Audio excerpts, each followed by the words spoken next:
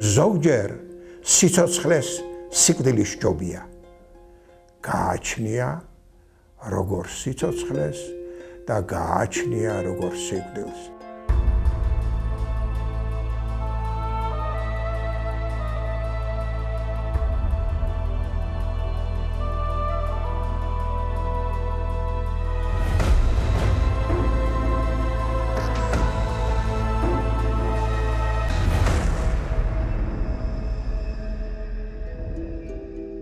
ჯობს სიცოცხლესა, ნაზრახსა, სიკვდილი სახელოვანი. ყველამ ვიცით ეს აფორიზმი. ლამის დედის რძესთან ერთად გვესმის, შევიგრძნობთ, მერე და მერე შევიტკბობთ ამ აფორიზმს, ამაზე პოპულარული გამოთქმა ქართულ ენაზე მე ყოველ შემთხვევაში არ მეგულება. აფორიზმი საერთოდ გახლავთ ბრძნული აზრი, ლაპიდარული, სხარტი ფორმით გადმოცემული.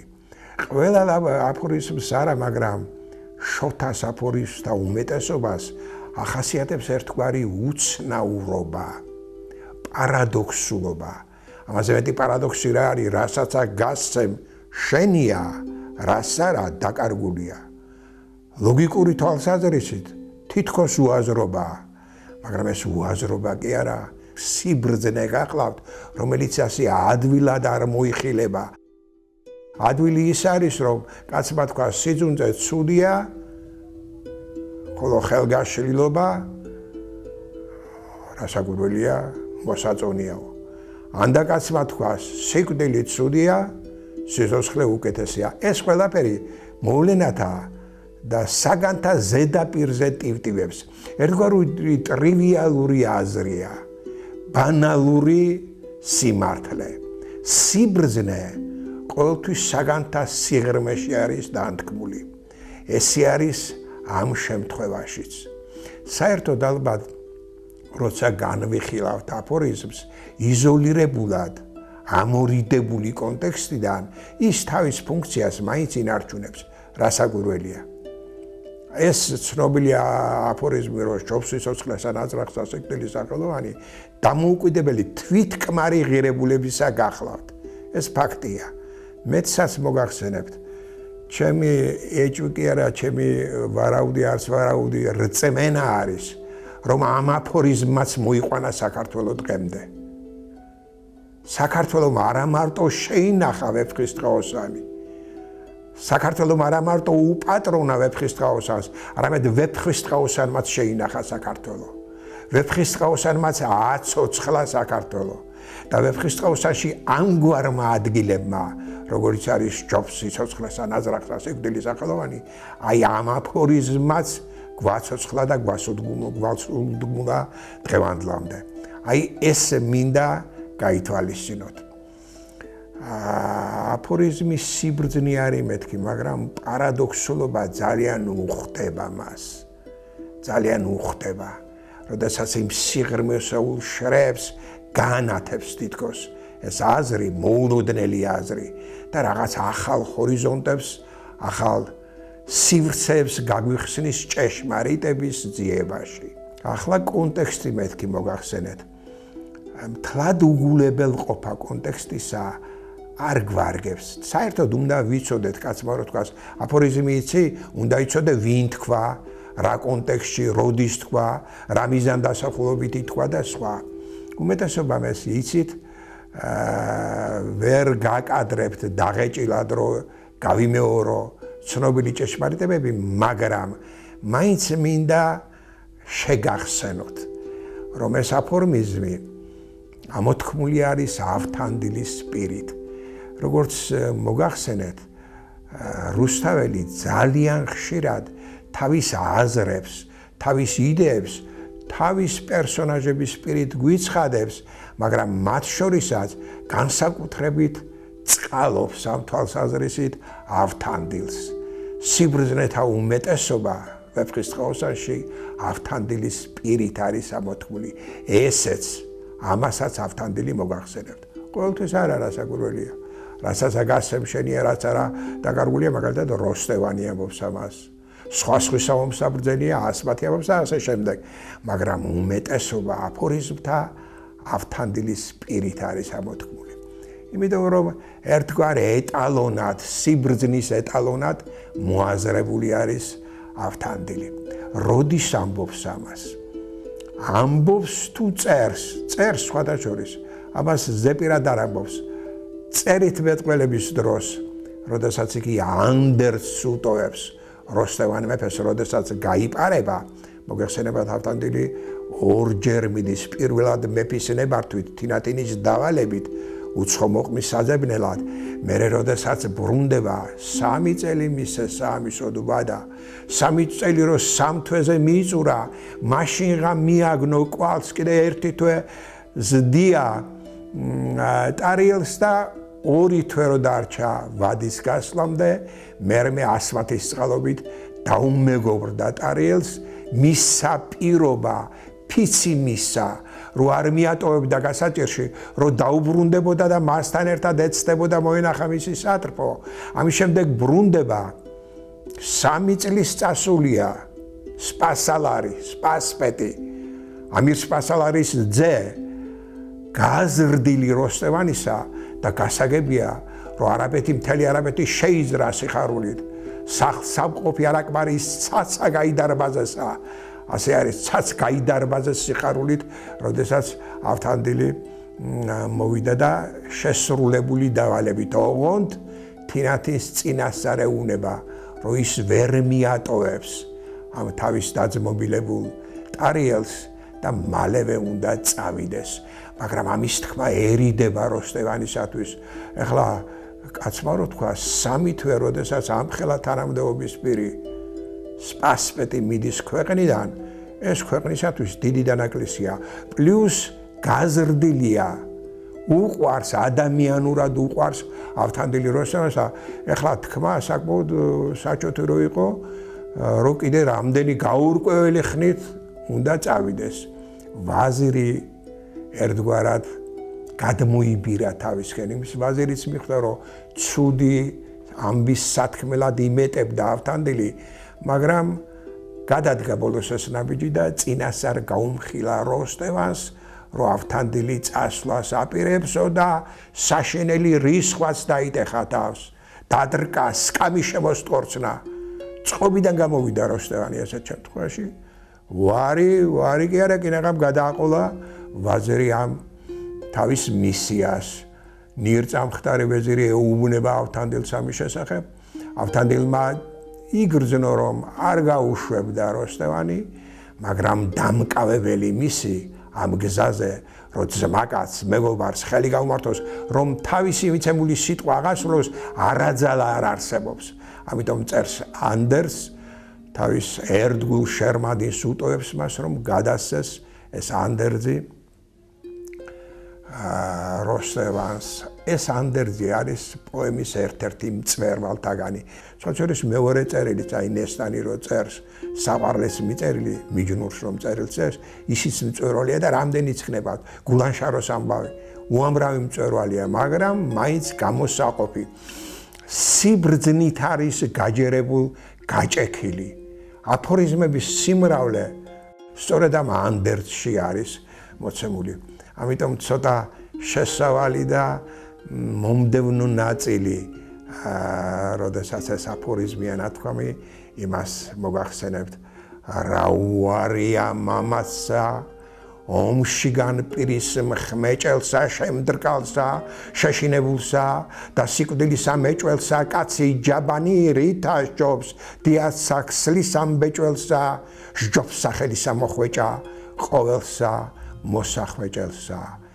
ვერ დაიჭირავს სიკვდილსა გზა ვიწრო, ვერცა კლდოვანი, მისგან ყოველი გასწორდეს, სუსტი და ძალუგულოვანი, ბოლოს შეჰყარნეს მიწამან, ერთგან მოყმედ ამხცოვანი, სჯობს სიცოცხლესა ნაზრახსა, სიკვდილის სახელოვანი. მერმე ვიშიშვი მეფეო თქვენად კადრებად ამისად, სდების და სტების, სიკვდილსა, ვინ არ მოელის წამისად. მოვა შემყრელი ყოველთა, ერთგან დღისად და ღამისად, აი ეს მოვა შემყრელი ყოველთა. სიკვდილს ადამიანი არ უნდა დაეჩაგვრინოს, არ უნდა დაეთრგუნვინოს. რადგან ის აუცილებელია, რა საკვირველია, ადამიანის ფსიქიკა ისე არის მოწყობილი და კარგია ეს. ძალიან საბედნიო როდისია მოწყობილი, რომ ადამიანის ფსიქიკა ვერ იგუებს განსაკუთრებით საკუთარ სიკვდილს. სხვათა სიკვდილს ხშირად ვხედავთ. ხანდახან ვეგუებით კიდეც ამას თვით უახლოესი ადამიანის სიკვდილს, მაგრამ ადამიანის ფსიქიკა არასოდეს არ აიტანს, არ შეეგუება იმას, რომ იგი წავა, განქარდება, აღარ იქნება, არარაობაში დაინთქმება. არა და განსჭით, ყველამ კარგად იცით, რომ მართლაც ვერ დაიჭირავს სიკვდილს, ვერ აძალა მას წინ ვერ აუდგება. და ეს შესავალი პრელუდია ერთგვარად იმიტომ სჭირდება, რომ სიკვდილს, ოღონდ სახელოვან სიკვდილს შეაგუოს ადამიანი და მას აგრძნობინოს, განაცდებინოს, რომ ზოგჯერ სიცოცხლეს სიკვდილის ჯობია. გააჩნია როგორ სიცოცხლეს და გააჩნია როგორ სიკვდილს. ესე იგი, სიკვდილიც არისა და სიკვდილიც არის ბუნებრივი ფიზიოლოგიური სიკვდილი, ბიოლოგიური სიკვდილი, თავის დროზე და თავის ჟამი როდესაც დაკრავს, ადამიანი როდესაც ამოწურავს თავის სასიცოცხლო ენერგიას და მისიას და გავა ამაწუხვის სოფლიდან. ვეფხისტყაოსანში თითქოს ეს ამგვარი სიკვდილი აღწერილი არ არის, თუმცა დასკვნაში ნათქვამია, რომ წავიდნენ მთავარი გმირები, უმთავრესი გმირები, ტარიელი, ავთანდილი, ნესტანი, თინათინი, ფრიდონი ამ წუთისოფლიდან თავისი სიკვდილით, ბიოლოგიური სიკვდილით გავიდნენ. ვეფხისტყაოსანში უფრო ხშირად არის ნაჩვენები არა ბუნებრივი შეწყვეტა სიცოცხლისა, არამედ სხვათა ხელყოფა, სხვისი სიცოცხლისა, ანუ მკვლელობა. ომები არის აღწერილი უამრავი და ყველა სახის შეტაკებები. არის ინდივიდუალური შეტაკებები, მაგალითად ჭაშნაგირს, როდესაც კლავს ავთანდილი, ანდა ხვარაშას ძეს, როდესაც თავს სვეტს შეუტაკებს ტარიელი და მოაკვდინებს მას. არის როდესაც ერთი ადამიანი რამდენიმეს ებრძვის, ესეც იშვიათი არ არის ვეფხისტყაოსანში, მეკობრეებს მაგალითად როგორ ომება ავთანდილი, ტარიელი როგორ მათრახით შეამწიფებს ხატაელძმებს, რომელებმაც უტიფრად მოუნდომეს დატყვევება ტარიელს და ასეთი ადგილებიც ბევრი არის. არის ბატალური სცენები, ანუ როდესაც ბევრი ბევრზე მიდის.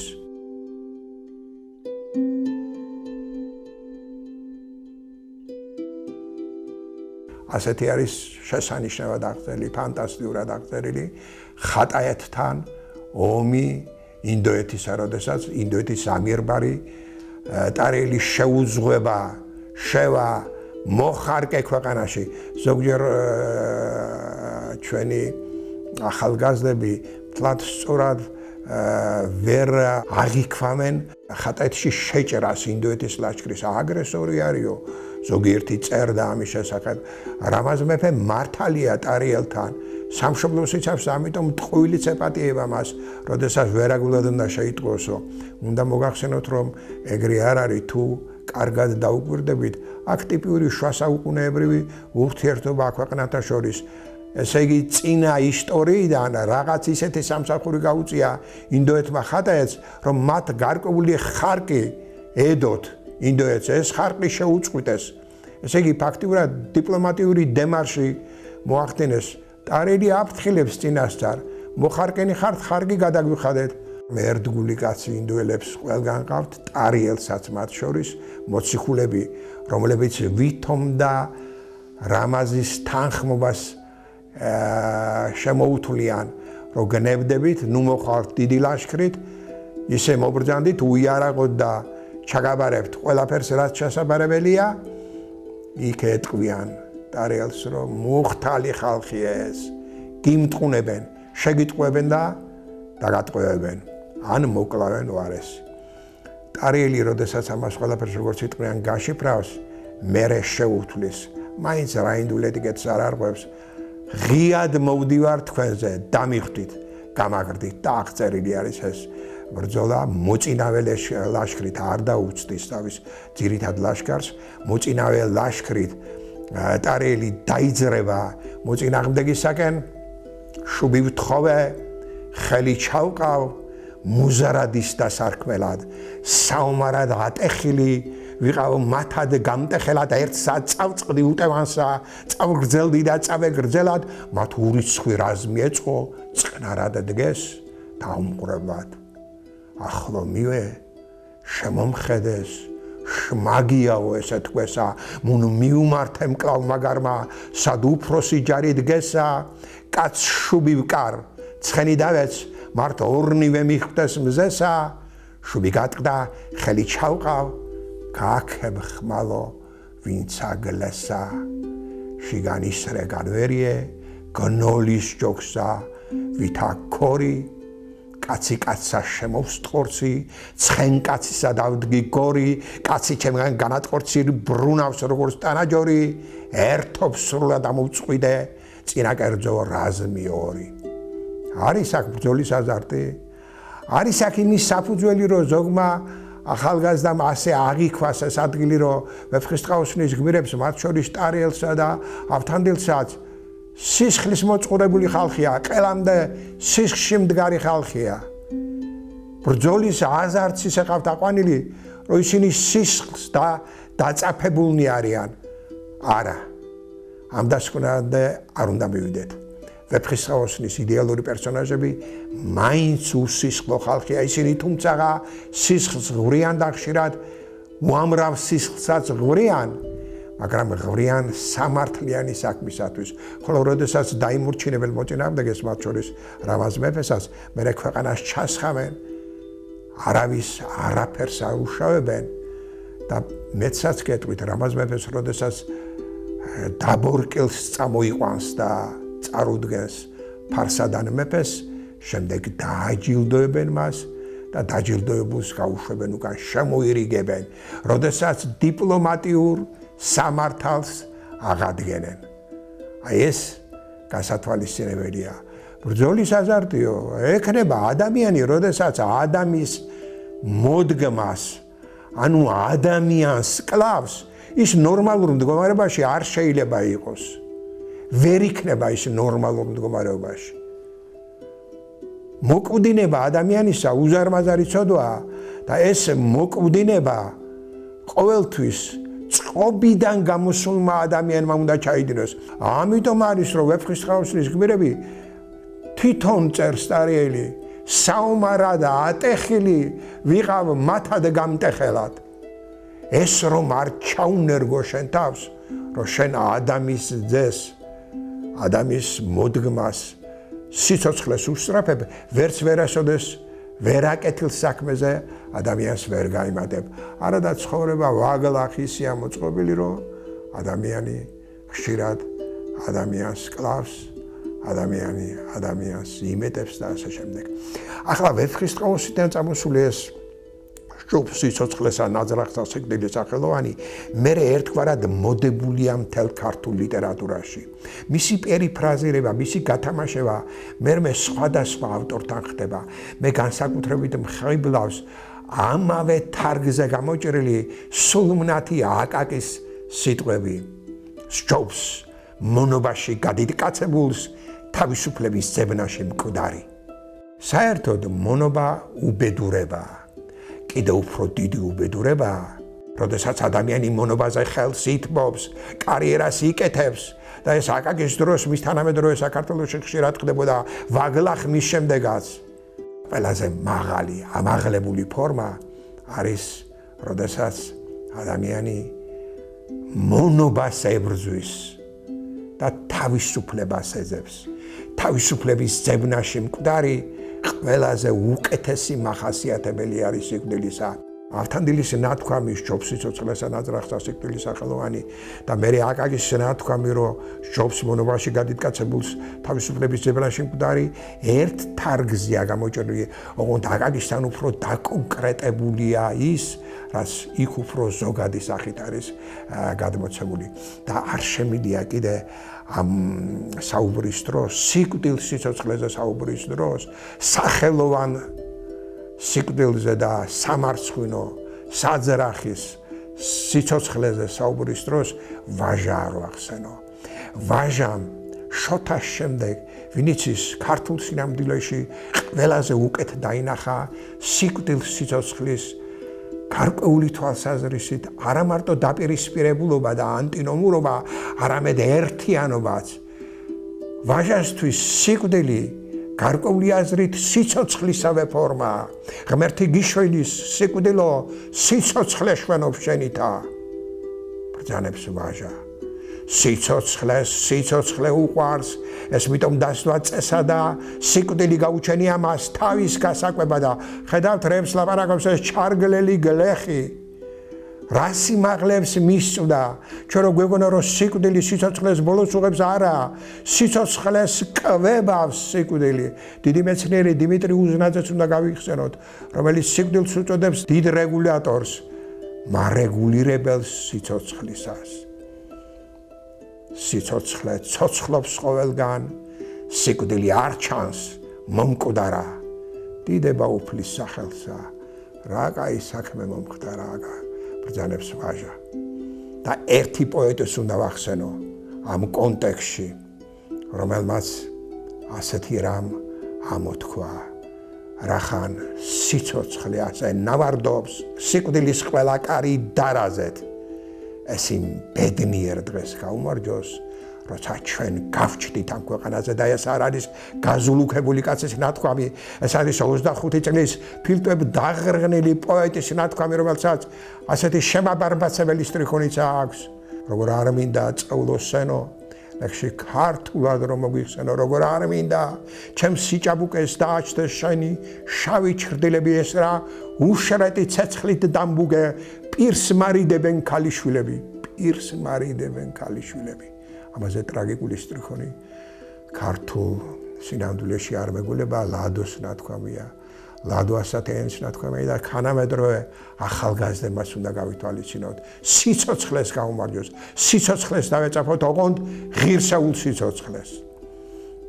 ამით დავამთავროთ დღეს საუბარი სიკვდილზე, სიცოცხლეზე და მემგზავრეთ რუსთაველის სამყაროში.